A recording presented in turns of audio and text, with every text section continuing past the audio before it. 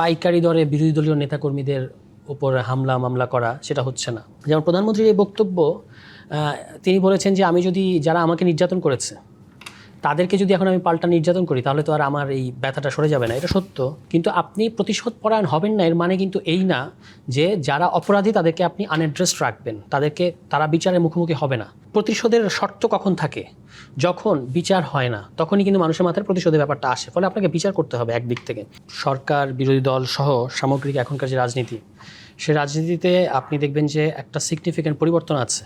পরিবর্তনটা হচ্ছে যে সে অর্থে যে মুখোমুখি সংঘর্ষ এটা কিন্তু হচ্ছে না, কিংবা পাইকারি দরে বিরোধী দলীয় নেতাকর্মীদের উপর হামলা মামলা করা সেটা হচ্ছে না। মানে বিশেষত মামলার যে সংস্কৃতি সেটা নাই। এগুলো ভালো দিক, এবং প্রধানমন্ত্রী যে কথাটা বলেছেন গতকালকে সেটা অত্যন্ত ইতিবাচক। মানে আমরা এটা স্বাগত জানাই যে প্রতিহিংসার রাজনীতি আসলে রক্তপাত এবং হানাহানি ছাড়া আর কিছু বাংলাদেশকে দিতে পারে নাই।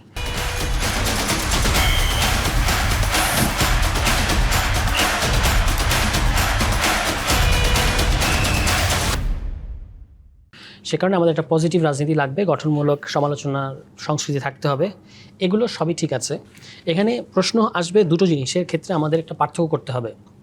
যেমন প্রধানমন্ত্রীর এই বক্তব্য, তিনি বলেছেন যে আমি যদি যারা আমাকে নির্যাতন করেছে তাদেরকে যদি এখন আমি পাল্টা নির্যাতন করি তাহলে তো আর আমার এই ব্যথাটা সরে যাবে না। এটা সত্য, কিন্তু একই সাথে যারা অতীতে অপরাধ করেছে, নানাভাবে নানা ধরনের অপরাধের সাথে যুক্ত, এমনকি তাকে যারা নির্যাতন করেছে তারা তো অপরাধী। কিন্তু আপনি প্রতিশোধ পরায়ণ হবেন না এর মানে কিন্তু এই না যে যারা অপরাধী তাদেরকে আপনি আনএড্রেসড রাখবেন, তারা বিচারের মুখোমুখি হবে না। প্রতিশোধ পরায়ণতা এবং বিচার এ দুটো কিন্তু আলাদা জিনিস। ফলে আমরা যেটা দেখেছি যে বাংলাদেশের জুডিশিয়ারি, বিচার ব্যবস্থা এগুলোকে নিজ দলের পক্ষে ব্যবহার করে একটা বিচারের নামে প্রতিশোধ পরায়ণতা, এটা আমরা দেখে আসছি।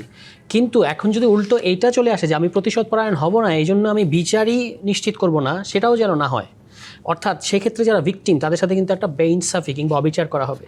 ফলে এখানে আপনাকে পরিষ্কারভাবে আলাদা করতে হবে দুটো জিনিস। একটা হচ্ছে যারা অপরাধী, নানা দিক থেকে অপরাধ করেছে, নানা ধরনের অপরাধ করেছে, বিশেষত গত 1/11 সময়কাল থেকে এই পুরো আওয়ামী লীগের সময় যারা সুনির্দিষ্টভাবে যাদের বিরুদ্ধে যে অভিযোগ আছে সেই অভিযোগের ভিত্তিতে তাদের প্রাপ্যটা আপনাকে বুঝিয়ে দিতে হবে। এটা হলো বিচার নিশ্চিত করার জন্য অত্যন্ত জরুরি। এবং প্রতিশোধের শর্ত কখন থাকে? যখন বিচার হয় না, তখনই কিন্তু মানুষের মাথায় প্রতিশোধের ব্যাপারটা আসে। ফলে আপনাকে বিচার করতে হবে একদিক থেকে। আরেক দিক থেকে হচ্ছে প্রধানমন্ত্রী কথাটাকে আমরা এইভাবে নিতে পারি যে যারা রাজনৈতিক প্রতিপক্ষ, তার বিরোধী দল, তাদেরকে তিনি একটা ক্র্যাকডাউন, দমন পীড়নের দিকে নিয়ে যাবেন না। অর্থাৎ আগে আমরা আওয়ামী লীগ আমলে যেটা দেখতাম যে বিরোধী দলের নেতাদের বিরুদ্ধে শত শত মামলা, রাষ্ট্রীয় প্রতিষ্ঠানগুলোকে ব্যবহার করা, দুদককে ব্যবহার করা, পুলিশকে ব্যবহার করা, সব রাষ্ট্রীয় প্রতিষ্ঠানগুলোকে বিরোধী দলের বিরুদ্ধে এমনভাবে ব্যবহার করা যে তৎকালীন, এখনও তিনি মহাসচিব কিন্তু তখন বিরোধী দলীয় মহাসচিব ছিলেন আমাদের শ্রদ্ধেয় মির্জা ফখরুল ইসলাম আলমগীর, তিনি এক পর্যায়ে বলেছিলেন যে দুদক হয়ে গেছে দুর্নীতি দমন কমিশনের জায়গায় বিরোধী দল দমন কমিশন। তো সেইখান থেকে আপনার রাজনৈতিক প্রতিপক্ষকে তাদের বিরুদ্ধে প্রতিহিংসা করা যাবে না। কিন্তু এর মানে এই না যারা অতীতে আওয়ামী লীগ সহ পতিত ফ্যাসিস্টের সহযোগী সহ নানাভাবে যারা অপরাধী তাদেরকে আপনি বিচার করবেন না। দুটোকে আমাদের আলাদা করতে হবে।